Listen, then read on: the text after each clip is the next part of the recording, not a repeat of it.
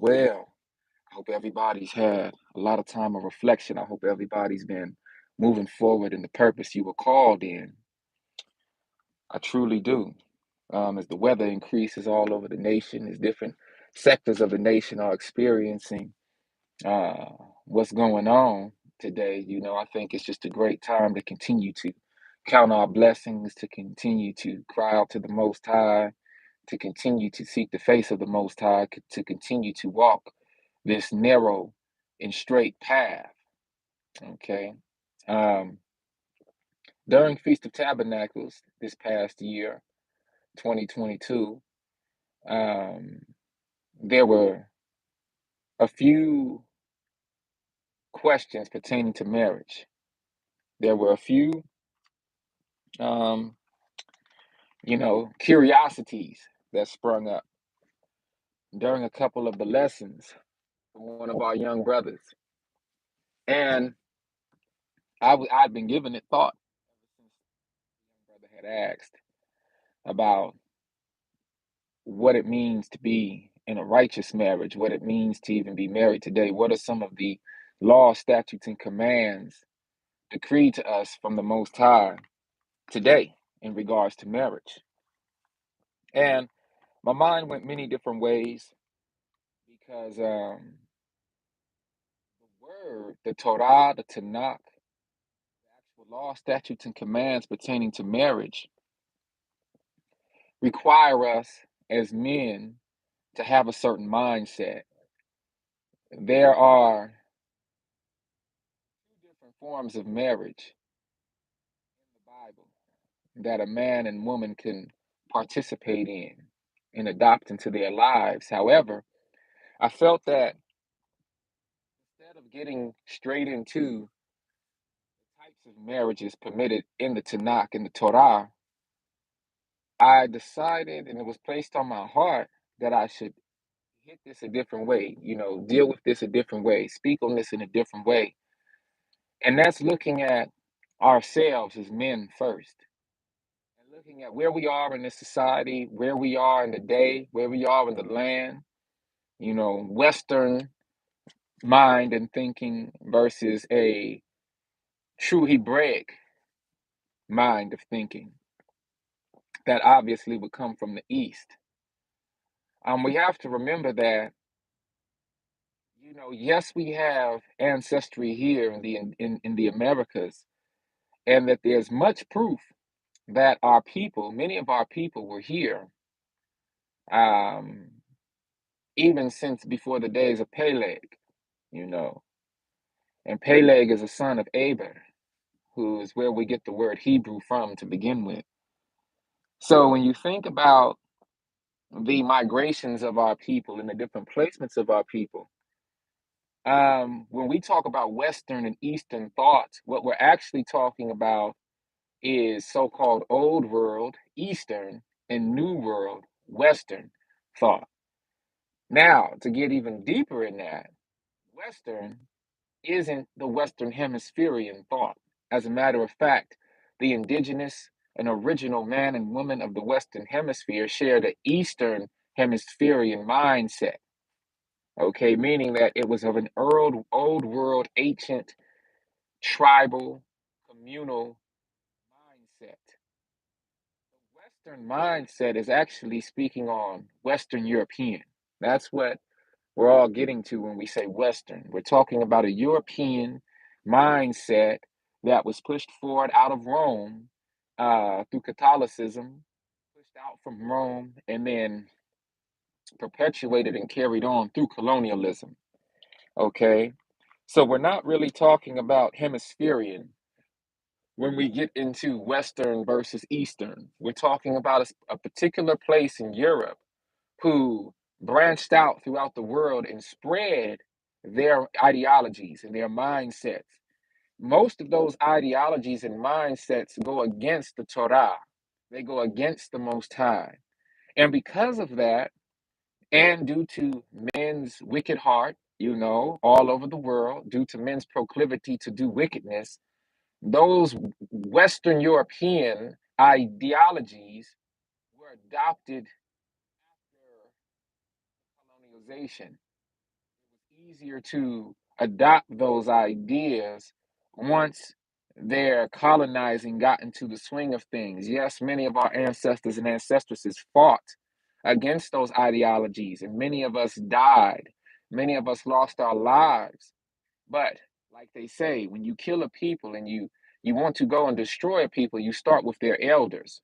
If you kill their elders, you kill their library. And if you kill their library, the subsequent children and descendants of these people have no knowledge on who they are. And because people won't have knowledge of who they are, it's easier for the colonizer, it's easier for the oppressor of that people to inject what it is they want, those new babies and those new descendants to learn and know about themselves. So that's what we're talking about when we get into Western ideologies, okay? I don't want to misconstrue, I don't want us to misconstrue what's going to be brought forward today. We take accountability. That's one of the first tenets of manhood, okay? Accountability. But it's also one of the first tenets to adulthood, both men and women. This lesson and this discussion, this discourse is going to be referring to and talking to the tenets and characteristics that a man of Israel should have within himself, especially when he feels the desire and his divinely given right to move forward and find a wife. Now, one of the things about that, you notice how I use the word find. I only use that word because that's what most men identify the journey, the beginning journeys of marriage to be finding, finding, finding. But if you was to ask your brother, True Jew, I think that that word find is rather strong. I think it should be more led. Okay. When you're led by the Most High, you remove your own vision from a thing. You remove your own bias from a thing. You remove what you thought it should be and you replace it with the guidance and leadership of the Most High to the thing that you were actually supposed to be involved with. A lot of us as men make the mistake of allowing that Western ideological mind in modern times to throw us off from what we truly need. That need is replaced with a bunch of wants, okay? A bunch of wants. And when we replace our needs with a bunch of wants, what ends up happening is we dig ourselves in pits that are very difficult to get out of. Oftentimes, in this society today, we're led in a way or we are thinking in a way where wants are in front of us as men. We see what we think we want or we see what we think we need, and we make many mistakes because of that. Okay. And a lot of it is driven by the media. A lot of it is driven by the distractions. A lot of it is driven by the images that we see on television, the images that we see in magazines. Um, Most of those images are lust driven. Most of those images are of scantily clad women, our sisters, who, at that point in their lives, most times are doing what they feel they need to do in order to make a way for themselves, in order to survive and to get a piece of this pie out here. But one of the key problems that we've had in our society as Hebrew Israelite people, ever since the captivity, was that the knowledge of self was removed. Okay? The knowledge of self was removed for many reasons. The primary spiritual reason that knowledge of self was removed was for that's the simplest answer I can give you in regards to that. Why our knowledge of self was removed. There was a point in time when we had the best of the land. There was a point in time when we knew everything pertaining to the Most High. There was a point in time when we had our skills, our trades. There was a point of time when we used our skills and trades to build up our nation. There was a point in time when we had control of textiles, that's clothing. There was a point in time when we had hands on all the industries that pertain to the building up of our nation. There was a time when our women respected us as men. There was a time when we saw the precious nature of our women. There was a time when we would defend our families and our women and be successful in that defending. And all of those times revolve around when our relationship with the Most High who called us was intact. Okay? So, as men in modern times who still have desires, still have a want to be married, and I'm talking about straight men, I'm talking about men who recognize that they are men and they are continuing their journey through manhood. Okay? I'm going to be focusing on the brothers today, primarily. What we have to realize as men, first of all, that we have to hold ourselves accountable. We have to look at ourselves deeply, and we have to first do the due diligence that it takes to understand self and to understand our calling and purpose as Hebrew Israelite men. Before we get to looking or seeking a wife, we have to be on the trajectory into truth. Okay? We have to be on the trajectory in truth. Now, I know there are a lot of young brothers who are just now leaving high school, have left high school this year, and in that place of limbo. I remember it well. Leaving high school, and see, for me, I graduated at 17 years old, even though I graduated with a 1.69. Don't mess with your bro Chuju. Yes, I didn't graduate with a high grade. Briefly, I became very dismotivated, unmotivated in school, and I realized that there was something else going on, but I couldn't put my finger on it. So I did the very bare minimum, realizing that, first of all, it ain't no way I'm going to be going through no 13 years of school and get to this point and not get my diploma and my walking that line. But at the same time, I was very, very unmotivated. And I knew that I was smart. I knew that I had been offered GATE programs throughout school, coming up in elementary school. I could have went to the GATE schools and all of that sort of thing. But mixing my upbringing with the different levels of attention to this colonizational curriculum, if I may, it just didn't sit right with me, and I didn't know how to describe that. So um, I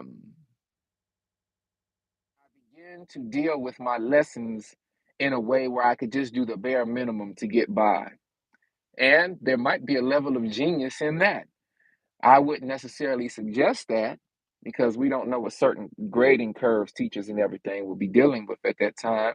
This is just for the young brothers, but I want you to know that in high school, in my 12th grade year of high school, my senior year of high school, I did the absolute bare minimum. Okay, and I got by the hair on my chinny chin chin by the grace of the Most High.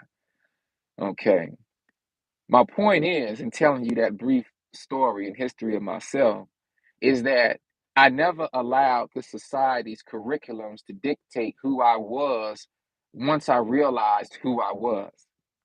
Once I was made to realize that I was much more than a byword, that I was much more than a descendant of slaves, that I was much more than the lowest on the totem pole and the lowest rung of the ladder, I couldn't depend on too much eldership or any of my peers to guide me in the direction that was placed on my heart.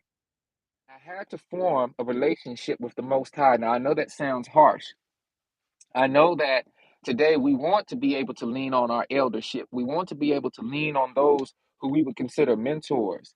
We want to be able to hear from an older generation, and we want to be able to get wisdom and sound guidance and leadership.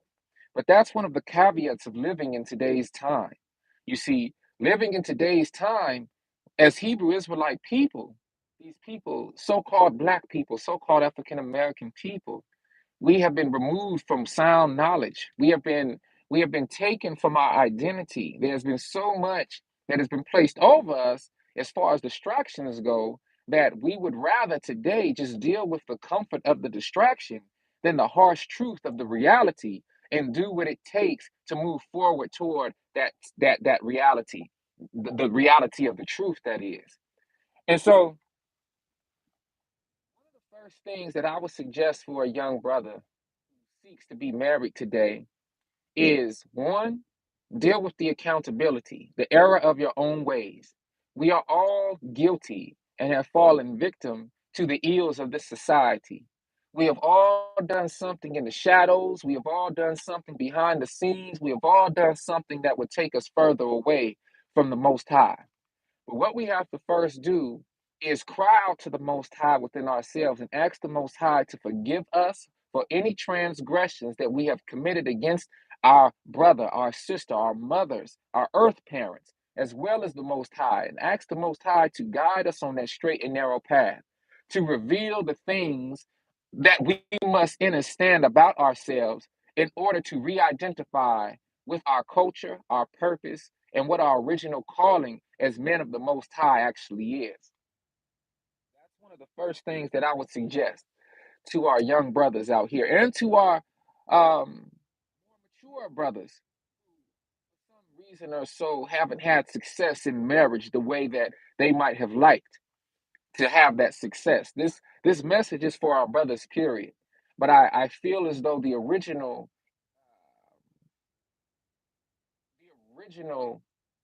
reach out was from a younger brother. Okay. And so I don't think he was married yet. I don't think he's married yet. And so what we want to do is address this situation from the bottom up if I can. So like I said, before we get into the types of marriages permitted by Torah, permitted by the Most High, I think it's most important to get our mindset correct. Men, okay? When you begin to hold yourself accountable, there will be some things that you realize aren't healthy for you. I know this modern day, I spoke about the lust. Now, this is an adult conversation. So I know that there's a lot of pornography. I don't think that pornography has been as accessible as it is today over than it's ever been.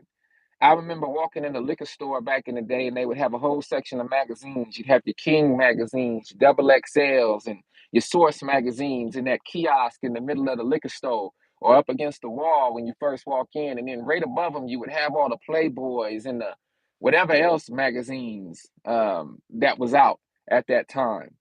And they would hide them, but you could still see the title of them. You might see a scantily clad woman on the front, and before you could even walk out that liquor store, your mind as a man was already rushing and racing. And I especially know as a boy, walking in them gas stations and them liquor stores as a little boy, can't wait till the day I turn 17, 18 to be able to legally buy one of these magazines to see what all the hype is about. So being inundated with all of those images early on, having access to the Playboy channel, having access to HBO at night, Cinemax at night. I don't know about y'all, but I know coming up we had that little switch. Remember the cable box back in the day? It had the red numbers on it. And then you had your A and B switch connected to it. If you had the little chip in the box, you remember that? And you could flip that A and B switch to all the channels versus regular cable. Y'all remember that? And you had Cinemax East and Cinemax West, HBO East, HBO West, and all of that. Y'all remember that? Well, my dad knew a dude who would charge $50 to $100 to get you a little box. Okay. So I remember coming up and I remember sneaking to see the different channels and all of that. And trying to learn how to smooth a woman and how to sweet talk a woman in order to get that sexual arousal popping up, you know. And maybe that's a conversation for another day. But to briefly talk about it, all of that energy that was placed out into the world, even in today, but starting back then, it was all made in order to give us a false sense of what relationships really were And it was all produced in order to numb our senses to what a true relationship with a woman really is. Okay, what we see on the TV is not how a true relationship is governed. What we see on these movies and these shows, especially the pornographic ones, is not reality. Okay. But as a young man trying to find himself, as a young man trying to learn what he might not be taught in school or might not be taught by a dad or a father figure because his dad is out of the home, he has no access to father figures that he trusts, he's going to begin to go into areas of this life that are more hidden. And I don't mean hidden for a good reason, I mean lustfully driven, and he's not going to be able to connect the proper synapses in his mind to understand how to talk and deal with a woman respectfully and how to go through the different necessary steps in order to build a sound relationship with her that will last, stand the test of time. Why? Because most of these conversations will be lust driven. So when you find yourself as a young brother or even a new brother in the truth, accountability, who you are and who you were before you woke up is crucial. The next thing that you have to do is identify the sources of lust, okay, that have been coming to you.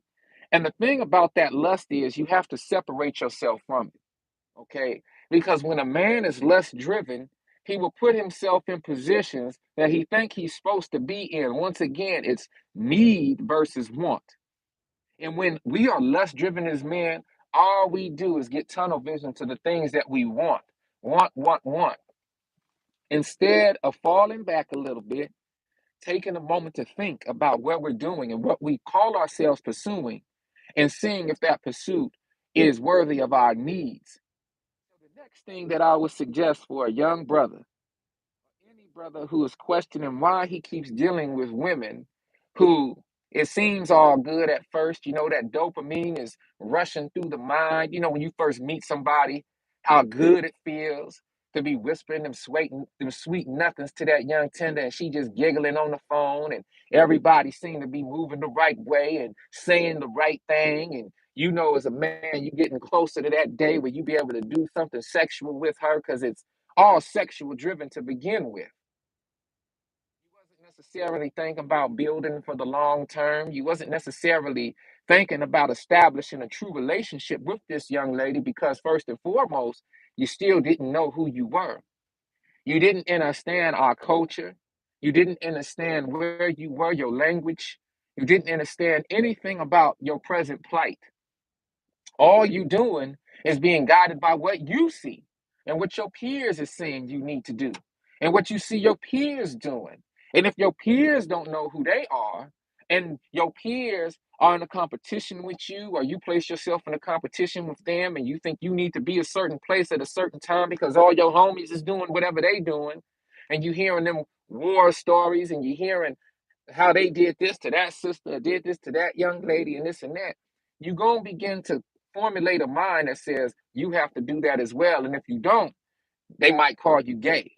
They might call you homosexual. They might say, man, what's wrong with you? You a nerd, and this and that. So you feel the pressure. The peer pressure is a real thing. Okay. You begin to feel this.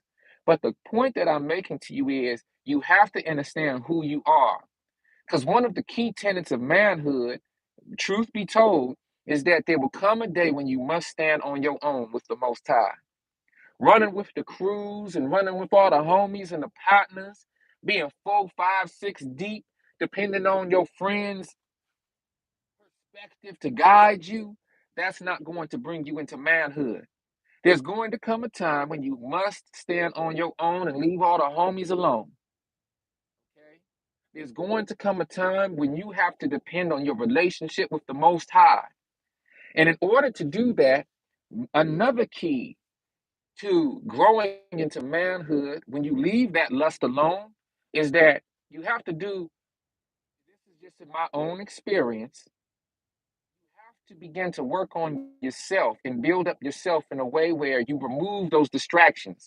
One of my biggest distractions coming up, and I'll talk about it briefly, my mama and my daddy, they didn't allow me to go to sex ed in elementary school.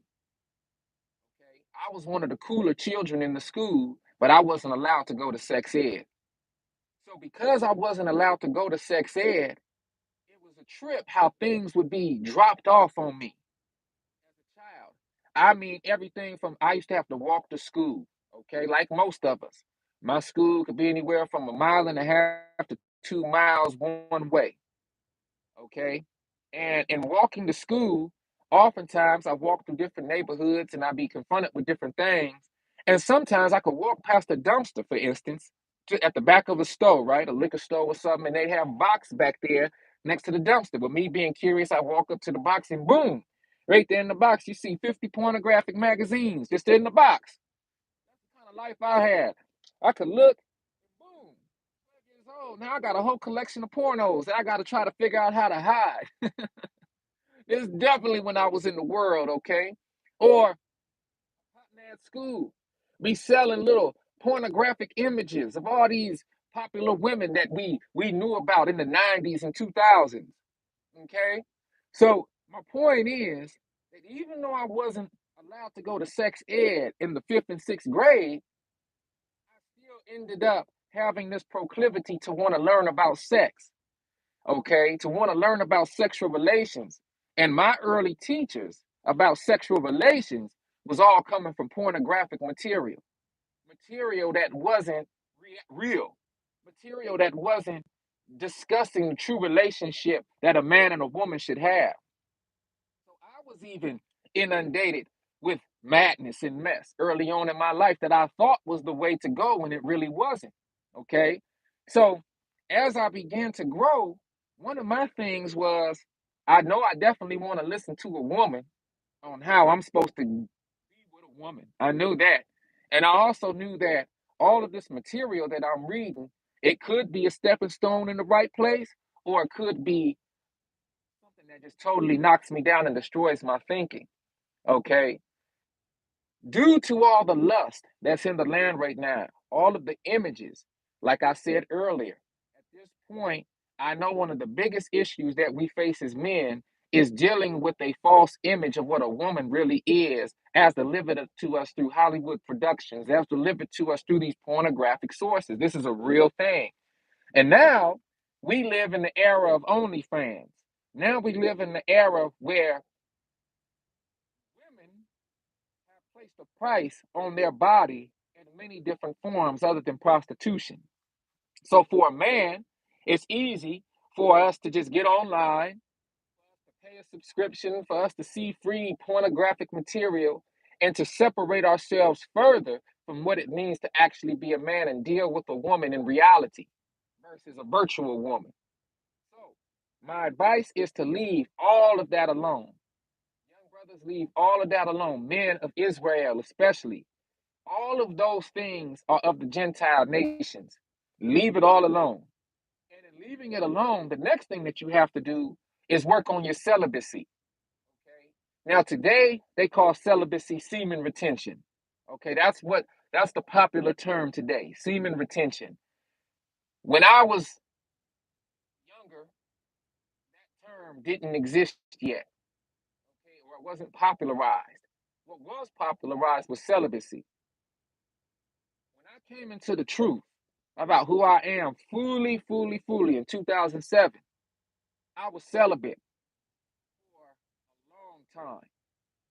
I realized that all of the things that I was dealing with, it was throwing me off from a true relationship with the Most High, first and foremost. The pornographic material is really devilish. It causes us to see our sisters in positions that are compromising. It causes us to not form healthy relationships with a sister because all we thinking about is the sexually driven aspect of what that relationship could lead to. So when we speak to these sisters, we're not saying anything that we actually believe ourselves as men. We only saying what we think we need to say to get in between her legs, you see. And the sister, she is wanting to have a relationship in truth. She's wanting to formulate a actual bond with us as men. And if we are lying to her and she doesn't know this, and we're saying the things that we want to say to her just so we could bust that nut, excuse my language, then we are doing more damage than good. And many of us as young brothers, we move that way because of the lust. So the first thing that we have to do is remove all of those sources of lust, and we have to realign ourselves with the Most High. This is way before marriage. I've heard of situations in marriage where the man, he gets married to this woman and he has a porno addiction. He's wasting all his seed. He's doing the masturbating and he's doing all of these things away from his woman.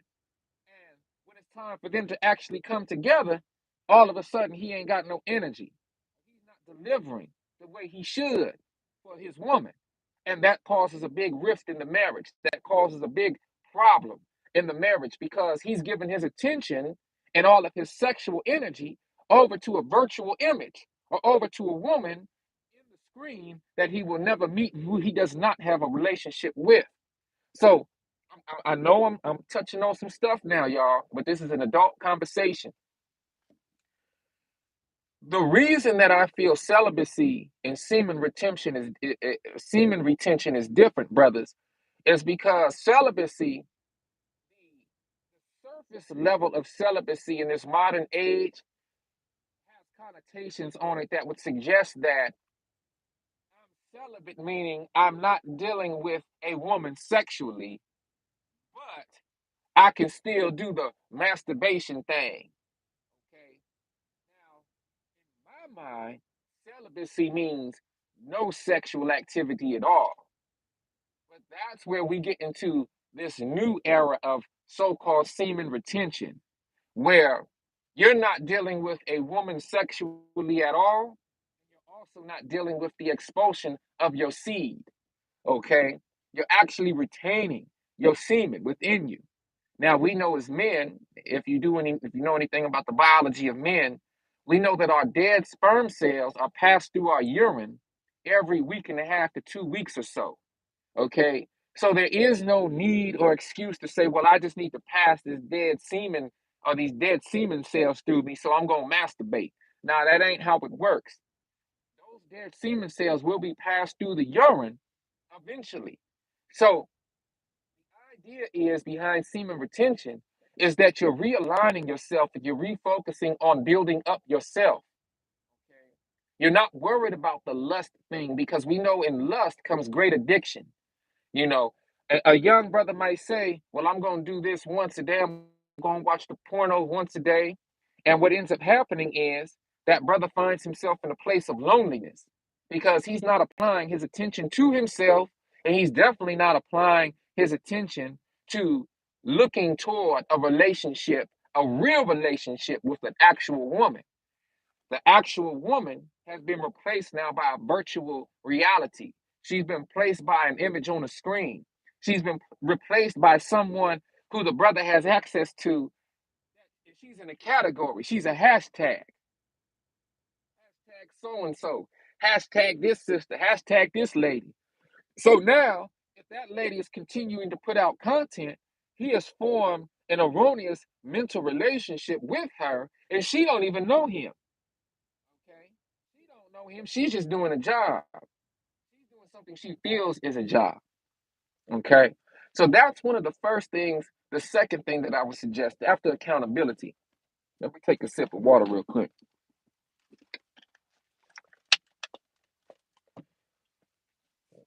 After you take accountability of the ills and irresponsible nature that you have adopted into your life, young man or my brother, the next thing that you have to do is begin to sexually remove yourself from all of that.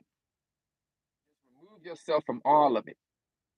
What that's going to do is help you identify what your true purpose is and give you the energy and strength and renew the confidence in yourself to pursue that purpose. Okay? This is very important, especially if you want to lead a family, especially if you want to lead a woman. Let's not even talk about family yet. Especially if you want to marry a woman and you want to be able to lead her. Okay? When you separate yourself, when you move into accountability, and then you separate yourself from your peers, okay, and you separate yourself from that lust driven mentality, you are now on a step to true manhood. When you deal with semen retention and celibacy, you take control of your life. Okay, I see the feed kind of phasing out a little bit. I'll give it a moment to catch up because what I'm about to say is very important. Why is removing yourself from a lust driven mentality overall important, brother? We live in an era now where women, more than ever, understand the sexual drive of a man. Okay? If a woman knows all she has to do is shake her bottom in front of you and twerk and reveal her cleavage to you, and that throws off your thinking and that throws off your mind to a point where that sexual image of her is what drives your thinking and thought process, that woman who is doing that will be in position to use you and throw you off from your purpose. Okay? She'll be able to bat her eyes at you. She'll be able to spray on that good, sweet smelling perfume. Everything will be sexually driven. Now, the problem with that is if that woman isn't your woman, and if that woman isn't a woman who you intend to make your wife, she will be able to use you and distract you further from your calling. Now, I'm talking primarily to the men of Israel because we have a great calling on our lives. Okay. This is very important to recognize and to realize. When a woman knows that she can get to you based off of your own sexual proclivities, you have weakened yourself as a man. Okay? Now, this is very important. This might sound harsh to our sisters. This might sound harsh to our brothers. I'm not quite sure. I want to thank y'all for liking this live stream so far. Thank you all. I don't know who's with me today, so y'all go ahead on and holler at your bruh, True Jew, in the live chat if you so move to. I'd love to say hello to you. But the point is this, brother. When you are driven from a sexual stance, it's easier for you to be thrown off and lose yourself. It's easier for a woman to use you and play you for what it is that she wants. And as a man, you have to be a leader and you have to maintain your power. Now, your power doesn't have to deal with a dictatorship. It doesn't have to deal with anything violent. It doesn't have to deal with anything that forceful standpoint of control. What it has to deal with is being an actual leader. Okay. And one of the tenets of leadership is patience. Another tenet of leadership is vision. Okay. And if you do not understand what your mission and purpose is as a man, your vision can be skewed. Okay. And above all things, when you get married to a woman, you must have vision. And when you have your homies and all your folks around you, I'm here, brother Chew, I'm learning. Hey, hey now, what it do? Queen Sister TC Gemini. Hey, what it do, what it do? Thank you for joining us today. Okay. I hope all is well with you. I hope all is well with you, sis. I hope all is well with you. So this is what's going on. As a man, you allow distractions to enter into your life. You were supposed to be a leader. It's easy for you to get thrown off from your purpose, okay? As men of Israel today, more so than ever, we have to be visionaries. We have to be able to lead ourselves into those righteous situations. Now, once again, when I talk about lead ourselves, I'm talking about meeting the Most High halfway. Let me be clear on that. The Most High is going to present you with options and present you with this calling and present you with this purpose. But as anything in this life, based off of your free will, you have to be aware of these options and you have to be aware of yourself enough to move forward and toward the Most High when these options are presented. That's part of your free will. Okay? Proverbs 22, verse 3 tells us a prudent man foresees the evil, right? Think about this for a second. A prudent man foresees the evil, okay, and hides himself. Okay? A prudent man foresees the evil and hides himself, but the simple pass on and are punished. A prudent man foresees the evil and hides himself, but the foolish pass on, or the simple pass on and are punished. If you're going to be a husband, one of the first things that you have to realize is that the ways of the world right now, 9 times out of 10, will not align with your calling as being a husband. A husband man is an overseer. A husband man is a leader. A husband man is a guide.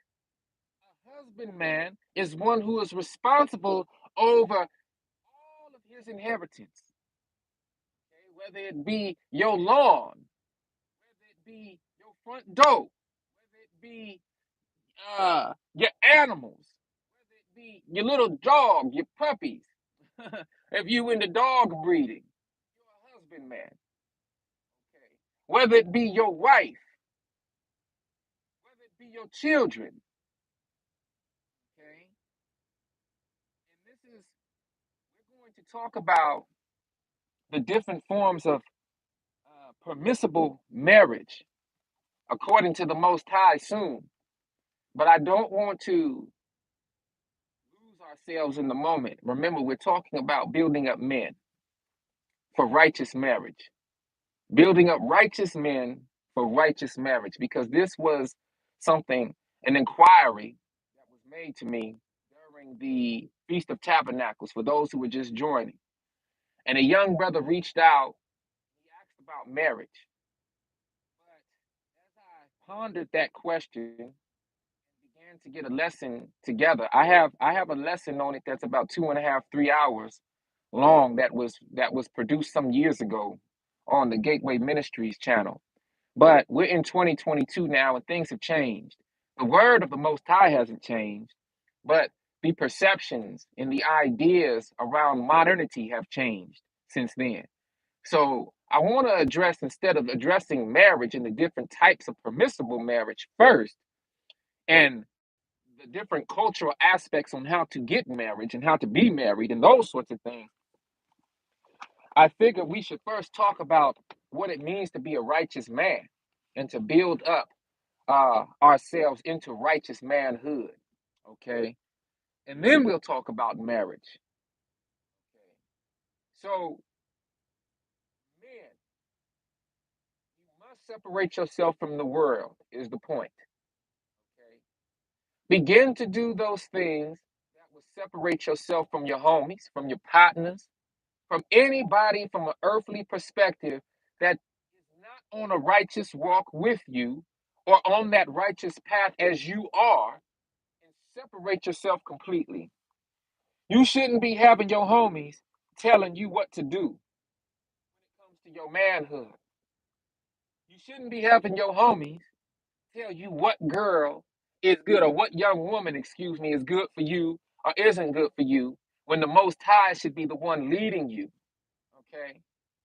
The reason you want to build up yourself as a man, and the reason you want to understand what's really going on with your culture, with who you are as a Hebrew Israelite, with the word of the Most High, is because when you finally meet that woman who's to be your wife, when you finally meet her, you have to realize that when she leaves her family to be with you, you're going to have to fulfill every single role that her family fulfilled in her life before she got with you. Let me say that again. When your wife leaves her family to be with you, you will have to fulfill every single role that she received in her family before she left her family to be with you. And this is the kicker. You will enjoy it. You will enjoy it. Why will you enjoy it? Because she's a good woman. And she's worthy of that attention that you have to give to her. But in order to be able to fulfill every role that she received in her family before she left her family to be with you, you have to know who you are. You have to want to be a man. You have to want to be a papa, a father. You have to want to be a brother. You have to want to be a confidant. You have to want to be a friend. See, a lot of brothers today, truth be told, we don't even like women. Now, I'm going to say we because I'm a man, but that's not true for me. We don't like women. We don't like the relationship of a woman. We don't like the companionship of a woman. We don't like the multi complexities of a woman. But we know we're not gay. We prefer to be with our partners playing Madden and NBA 2K. We prefer to be on Call of Duty. We prefer to be away at the strip club and the smoking and the drinking and the parlaying.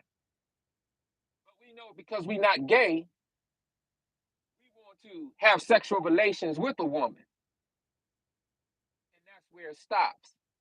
So we'll say and do anything it takes to be with a woman to get our nut busted. But after that, she's worthless to us. We don't want her no more. And that must change. That's why you have to realign yourself.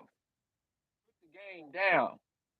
Put the Madden down. Sell the system. Sell the gaming systems. Now, if you're using that for your DVDs and extracurricular entertainment, you're going to have to change how you use those things. I know I'm saying some harsh things right now, but this is the psychological reality that many of our brothers are inundated with. A lot of it, of course, has to deal with population control, and we won't touch on that too much. But you have to realize that the segregation of the family was the first step in destroying the family. Okay? And if we don't have a mind as brothers to even want to cultivate a family, then how can you be a husband? Because being a husband, man, is all about cultivation and tending to. You cannot tend to your family if you run around with Ray Ray and Pookie. Okay?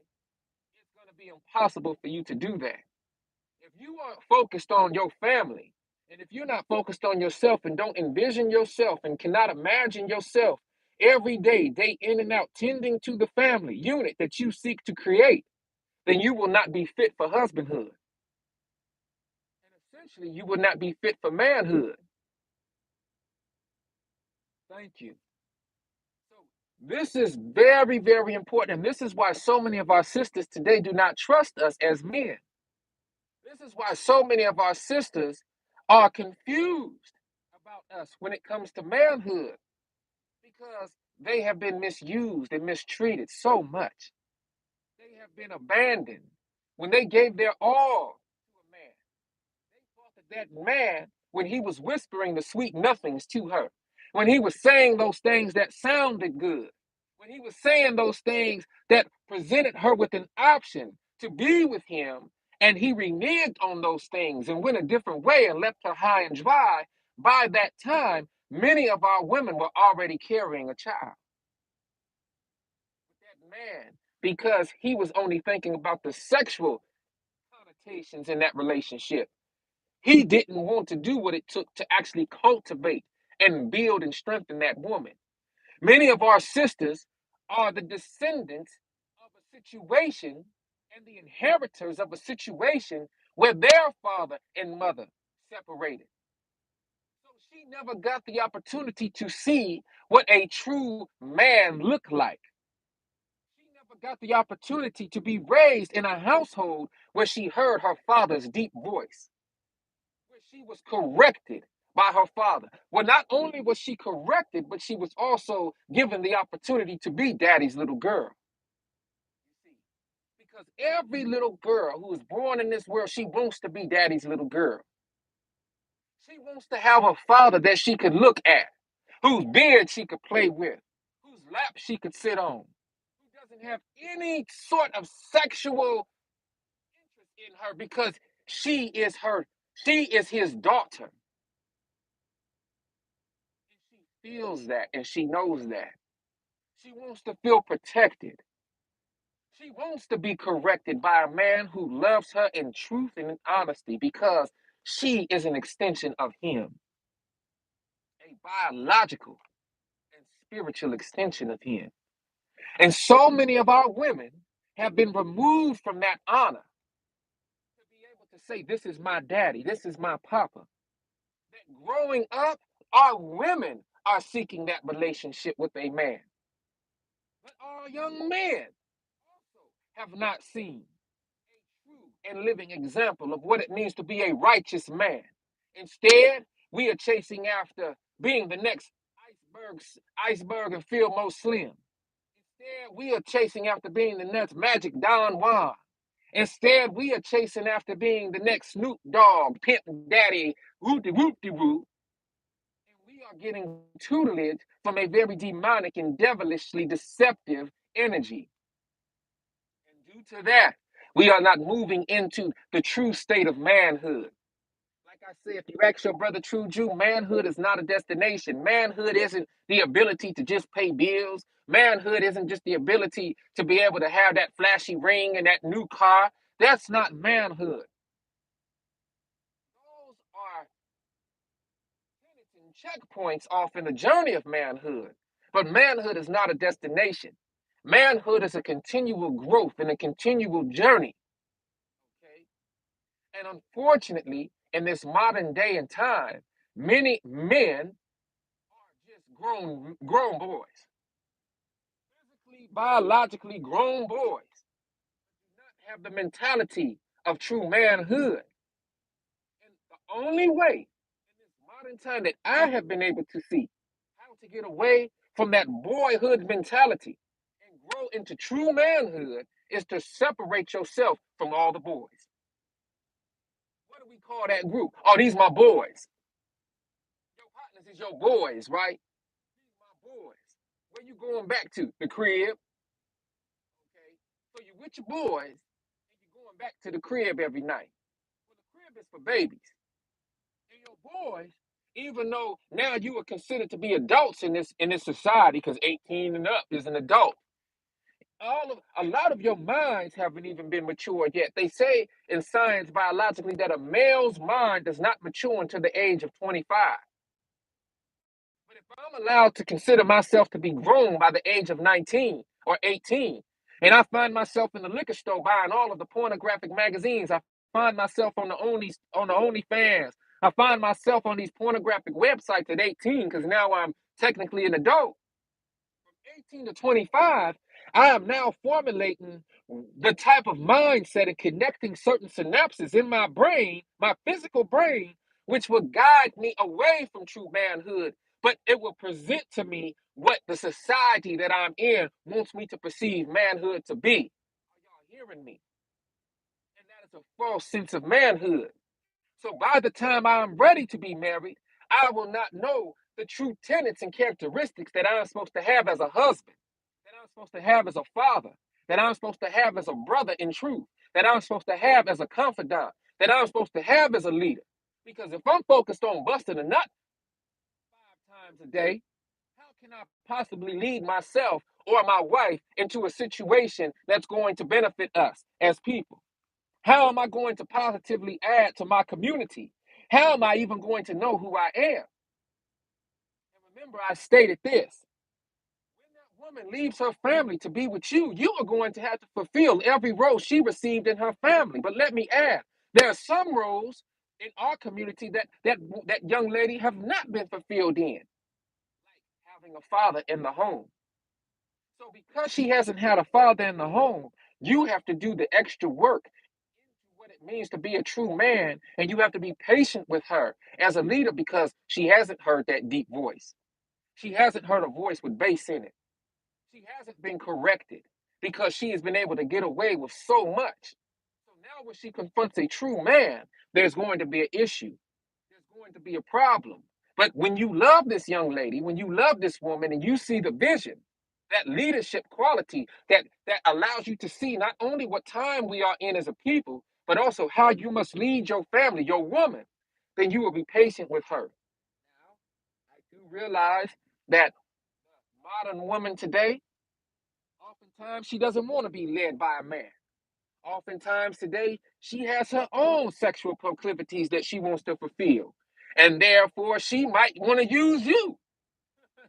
Oh, yeah. The devil done did a number. Now everything up is down and everything down is up. Everything good is bad and everything bad is good.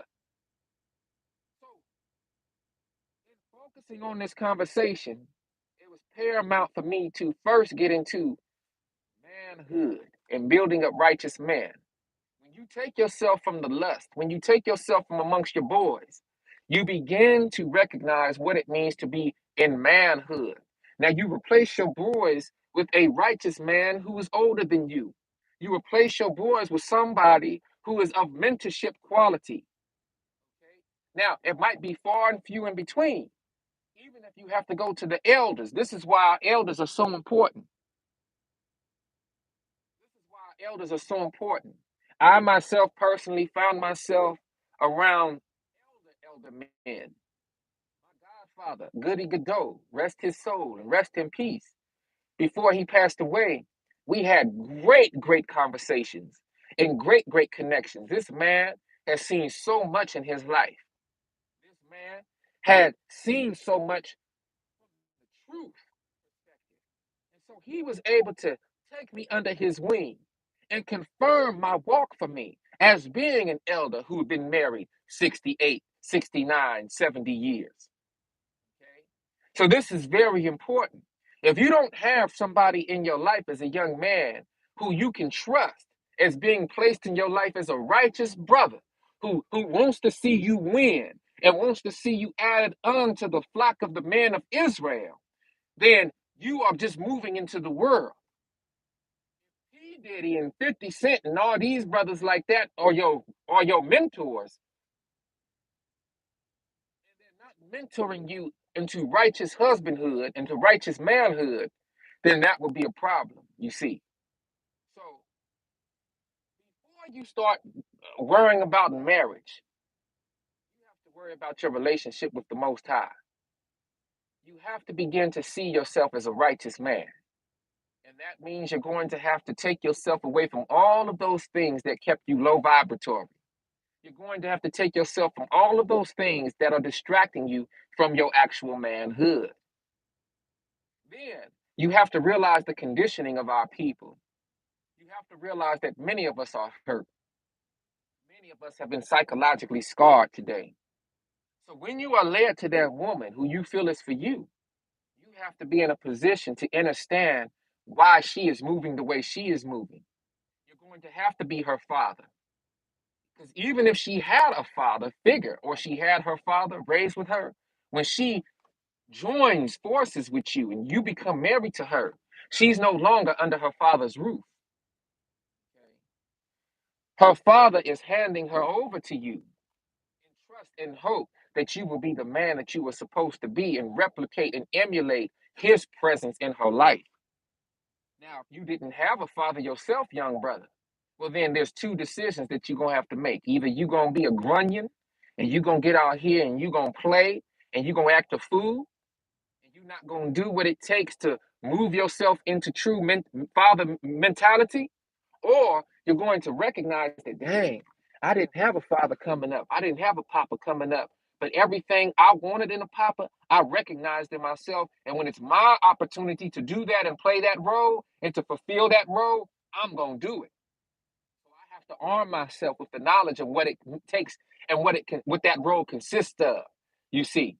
And when you identify what that role consists of, then you train yourself and you put yourself in a position mentally to continue to cultivate your own mind, to continue to cultivate the tenets of actual manhood and fatherhood. Okay? Because your woman will need that. Okay? Your woman will need that, especially if she doesn't have a father herself that she can rely on. Now, if she does have a father herself, you also have to be careful because she might make the erroneous mistake of comparing you all the way her father.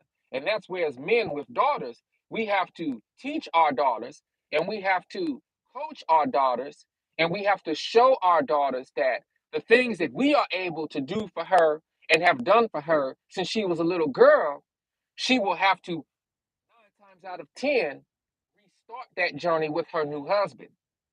See, marriage is a journey in itself.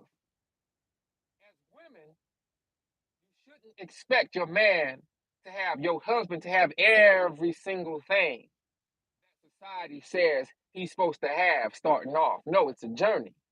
And what you are doing is building up your relationship. You are building that bond.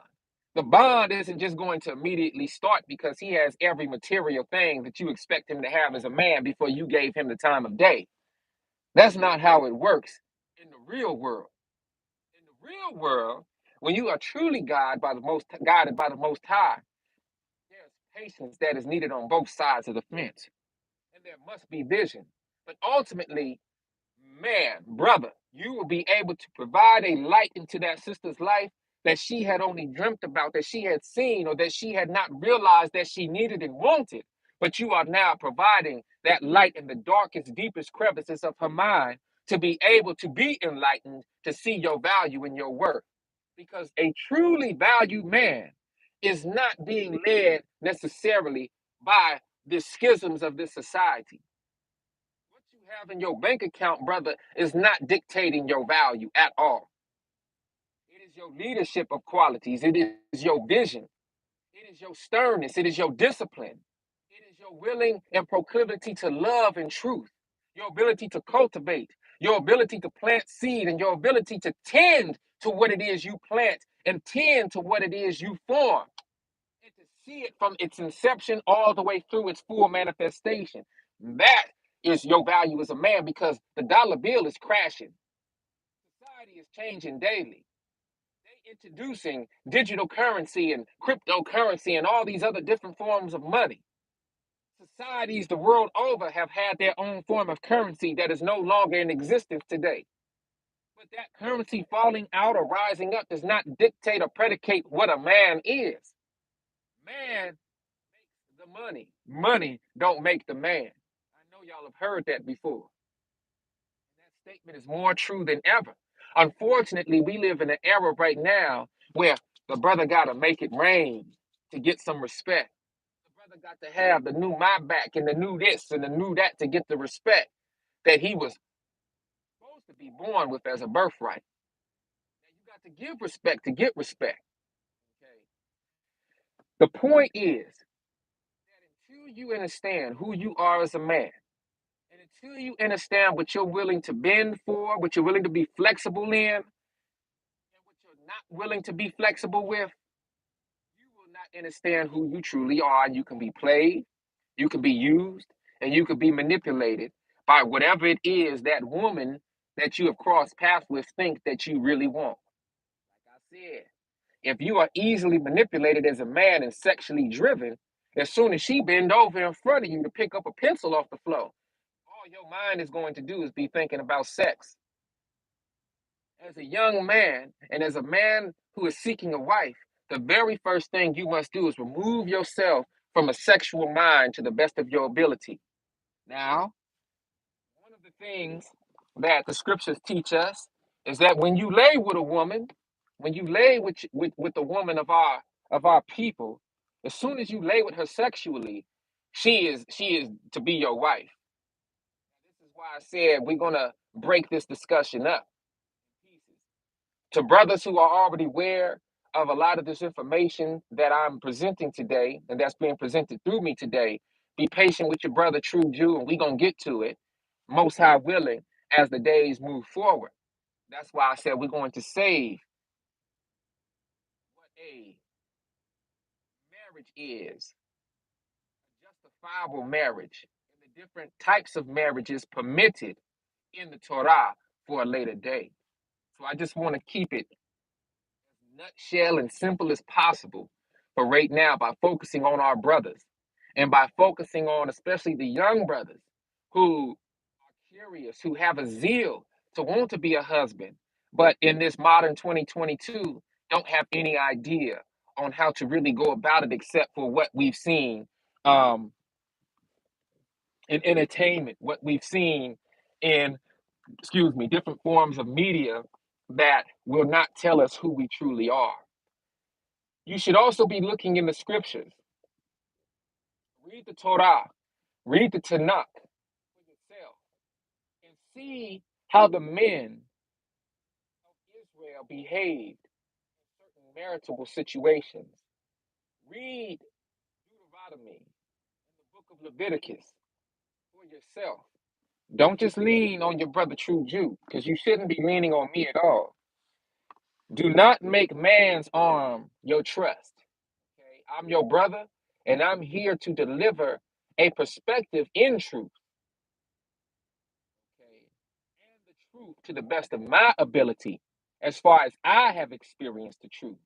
But you still must go into the word for yourself and connect with the Most High and ask the Most High to guide you in your thinking and give you the strength and confidence to move in the direction that the Most High is leading you. Okay. I remember in 2007 when I was running around here acting a fool, and all the years before that, and I say this occasionally, I had to be moved into a certain mental capacity before I met my wife today. Okay. I didn't just meet her as soon as I came into the truth. I didn't just meet her. She existed. She was already alive. I didn't cross paths with her. I wasn't led to her. I didn't meet her yet. The reason I didn't meet her is because I had a lot of inner work that I had to do on myself before I was worthy to take her into my life and to be her husband. Okay. There was a lot of work that I had to do in myself before I was eligible to lead her, before I was eligible and qualified to teach her, before I was placed in a position where she could trust me, okay, and where I could be worthy of her trust. Like I continue to say, this is so important because once she leaves her family for you, you must fulfill every role that she had in her family or that she received from her family before she left you. Okay? This is very, very, very important. And a lot of marriages fail because the man is not aware of the multiple hats that he has to fulfill. Okay? Not just the hat of a lover, not just the hat of a so-called husband who's there in presence but not there emotionally. Yes, you're going to have to emotionally tend to her. You're going to have to be able to listen. You're going to have to be able to learn new methods of communication. You're going to have to be able to learn what love languages are. You're going to have to learn her uniqueness because every young lady, every woman that you meet is not going to communicate with you the same way. Okay? She's not going to communicate with you the same way. Okay? For men who understand this, who understand the righteous tenets of marriage according to the Torah, some of you might want to move in a place where you deal with having multiple wives, or you want to be in a polygynous or expanded family type setting. Well, you mustn't make the mistake of thinking that the ways that you interacted with your first wife is the way that you're supposed to interact with your second or third wife, if that's what you're thinking about. Each woman is unique. Now, this is why I said I don't want y'all getting all mad at your brother True Jew. What I'm talking about are the permissible marriages according to the Torah and the Tanakh, which we won't get into right now, but I had to make that statement because, like I said, there will be brothers who watch this and sisters who watch this and are still wondering what those permissible marriages are according to Torah. So we're going to talk about those things at a later date. But a man who might be aware of that before those permissible marriages, before he actually has one wife, he has to realize, brother, you must start off with a solid foundation. Don't jump the gun. Don't put the cart before the horse, is what they say. Okay? You must be aware of who you are, first and foremost. If you do not know who you are, you will be swayed to and fro. You will be manipulated and used. You will be used for your money. You will be used for your sex. You will be used for your mind. You won't be used for the righteousness of who you are. Okay. And this is very important because you won't know how to use yourself. Okay. And so I hope that understanding what I'm sharing right now is very important. Remember Proverbs chapter 22, verse 3. A prudent man foresees the evil and hides himself, but the simple or the foolish pass on and are punished. More so than ever, you have to understand who you are because we're living in a time right now where men are scarce. Righteous men are scarce right now. Okay? So scarce right now that our women are running to and fro. Our women are making statements like, I'm an independent woman. I don't need no man. Our women are moving in a sense where they don't want to respect us as men, but find it so easy to respect that other nation man, that white man who is her boss at the job in order to receive a check. Okay? You don't mind respecting him, sign those checks, but have a difficult time respecting you because she doesn't know who she is, you don't know who you are, and you're playing a game that don't need to be played. Okay. You must have vision as a righteous man due to the time that we're in right now. This is very, very important. Society all around us is going through many changes, and society as we know it is on its way out. So how can you lead a woman if you don't even know what's going on in society for you to lead her in a way that will keep you all together, keep you firm and standing in the truth, and give you the highest opportunities to survive what's to come? You mustn't be the blind leading the blind. That's my point. Okay. And so it's very important to have vision, to be able to see into the future and to be able to calculate your moves based off what has been revealed to you. As a man, if you're not able to do that, then guess what? It's going to be difficult eventually for that woman to trust you because believe me, she's seeing you, she's seeing everything about you. The closer that she's getting to you in proximity, literal physical proximity, she's seeing you, brother. She's seeing what you really are about. She's seeing what you put ahead of other things. She's seeing if you want to dedicate 10, 12 hours a day to playing the game. Okay. She sees that you would rather be with all your boys and your partners over than being in the home and doing what it takes to prepare and cultivate a true existence with her. She sees when you're short with her, but you're so kind to your partners, and your partners is dogs. Be talking about you behind your back. She even know this. Hitting on you and sigging on you, Johnnying on you, capping on you. And you don't see it because you just want to be around your boys all day. She see it. And when she say anything that you disagree with, then you short with her. You testy with her. You temper filled with her. You're not patient with her. And this is why I said we really have to be careful on how we give our attention. Okay, we really have to be careful about that. Okay. And this is another reason why I feel the games and the society that we live in right now has numbed many men to how we are actually supposed to be men. We've gone from being kind to being hard hearted. Okay. We've gone from being long suffering and patient to short and quick to get angry. We've gone from recognizing that we must cultivate and that nothing happens overnight to this microwave mentality. I want everything and I want it now. I want it to be how I want it to be. We've gone from the abilities to mold and grow, and to guide, and to steer in a certain direction. And we've adopted this, it has to be how I want it to be mindset right now. And if it's not, I'm leaving it all alone. I'm trashing it. I don't want it no more. And AT double hockey sticks with it. And it mustn't be like that. And in order for you to have the best chance at marriage, you have to first separate yourself from the society. You have to kind of go into monk mode. Okay. You have to remember that yes, you want a woman.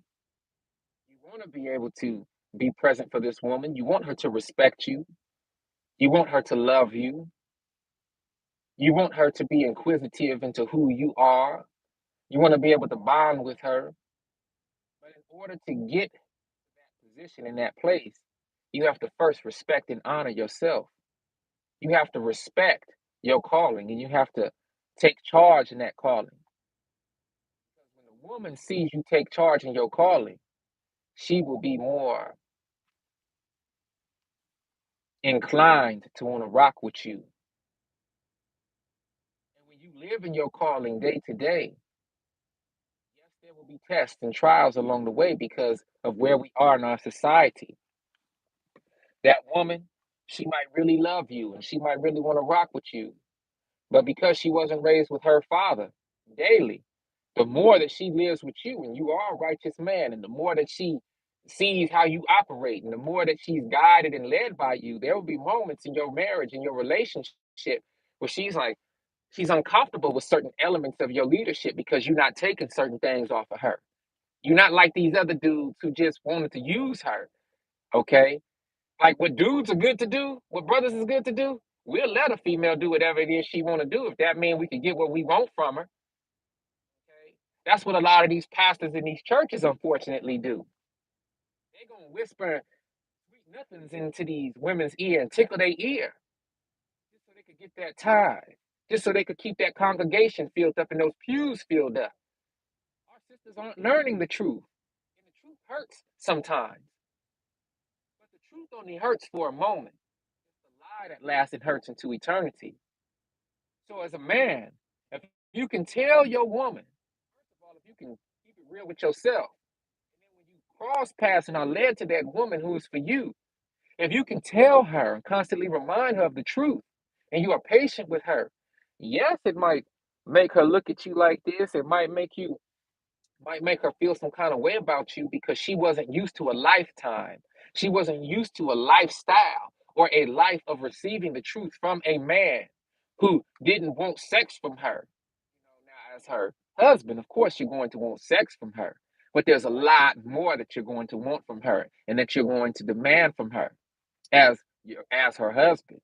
Okay. And she might not be used to that at first, but that's no cause for divorce. That's no cause for you to separate. All it is a cause for you to be patient and recognize what her upbringing was like. Okay? And when you recognize what her upbringing was like, then you can go into your private quarters. You can begin to pray for more wisdom from the Most High. And you begin to figure out what roles you need to fulfill in her life that she either had or did not have access to when she was coming up. And you be a complete husband for her. It's no different than planting a seed in the ground. If you're planting corn in the ground, for instance, and you're in a section of land that is lacking the nutrients that the corn needs, do you give up on the corn? The seed isn't bad. The ground isn't bad either. You have to realize, though, that the ground is a medium to grow that seed in. And if the ground doesn't have or provide the proper nutrients for that seed's proper cultivation into a mature plant, as a farmer and as a husbandman, it is your job to figure out what nutrients that ground needs in order to propagate that seed correctly. No different than your woman. Okay? She might not have been given the proper nutrients that it took for her to get to the point where she is now to be a woman that you will be able to grow and multiply with and propagate.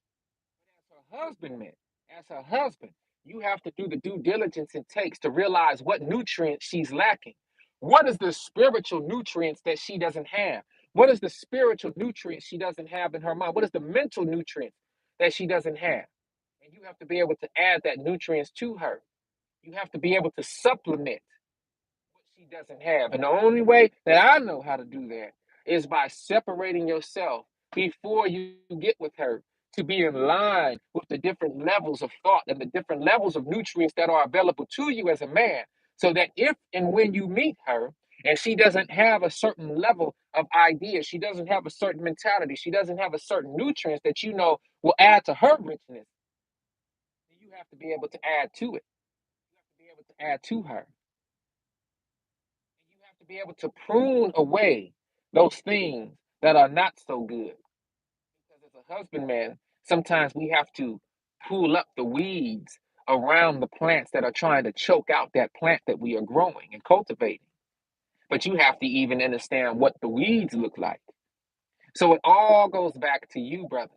It all goes back to how you are building up yourself. And it all goes back to what you are paying attention to and not paying attention to. And if you're paying attention to the distractions, I don't care what they are. If you're paying more attention to the distractions instead of what it takes to build yourself up, you will not be a suitable husband for anyone. Okay? So, with that being said, we'll call this part one, building up righteous men, right, for marriage. We'll call this one part one. And we're going to continue moving along as the days advance. I really want you to take notes on what was shared today. Rewatch this video to all my young brothers and all of the sisters out here who might come across this video so that you can expect how a brother should be moving towards you, who wants to court you, who wants to grow with you, who wants to build with you. All of the sisters who are still looking for a husband, you have to also move into truth. And you have to be willing to take sound leadership from a righteous man who is moving toward the Most High and seeks to move you toward the Most High with him. Too often at times, we want to hear those things that tickle our fancy, that those things that make us feel good and sound good, but we really don't want to deal with the truth as it is. So in the upcoming lessons, there will be some things that I say that might not sound so good to you because of what you thought the truth was, or what you thought was acceptable in this society. But I guarantee you that if you give yourself a chance to rightly dissect and divide the word of truth, and you pursue the truth with an open mind, you will see that, like they like to say, the truth is stranger than fiction, but also the truth shall set you free. Okay? So it's your brother True Jew tapping in with y'all the only way I know how. Raw, real, and uncut. You know I love you to life. Thank you everybody for joining us on this live stream today. I hope you were edified in what it takes, brothers, to build yourselves up. It's very important. It's very important that you build yourself up before you even seek a relationship with a woman. Okay? You must know who you are and you must understand your calling. Now, your purpose within that calling might change depending on the season of life you are in. Okay, we have purposes and those purposes are renewed daily, okay? But you must have a relationship with the Most High first and foremost above anything else. You must have that relationship and you must allow the Most High to cultivate that relationship in you, okay? If you don't know who you are, and you're lost in the sauce, there's no way that you will be able to successfully lead a woman and successfully raise a family with her. It's going to be so difficult. And if you still find yourself trapped in the world, and both of y'all are in the world, well, I think you can count on a bunch of dysfunction to take place. And that dysfunction could very well be the cause of your relationship demise, of your marriage's demise. And this is why we see so much divorce today, because many of our people still want to be in the world. Okay, many of our people still want to be in the world and do not truly want to tend to the tenets of truth as delivered to us through the Torah, the Tanakh, the Holy Scriptures. Okay, so look, it's your brother True Jew tapping in with y'all the only way I know how. Raw, real, and uncut. Blessings to each and every one of y'all who participated in this live stream. Blessings to each and every one of y'all who are going to see this live stream at a later date. You know I love you to life always. I know I say some hard things at times that might be difficult to deal with in the moment, but I guarantee you're strong enough to get through the hard times and to recognize truth for what it is. Again, I thank y'all for joining me today. All praises to the Most High. I'll be back with another one soon. Okay, I'll be back with another one soon. Most High Mama and Papa Willard. But until then, stay blessed, stay vigilant. Gone.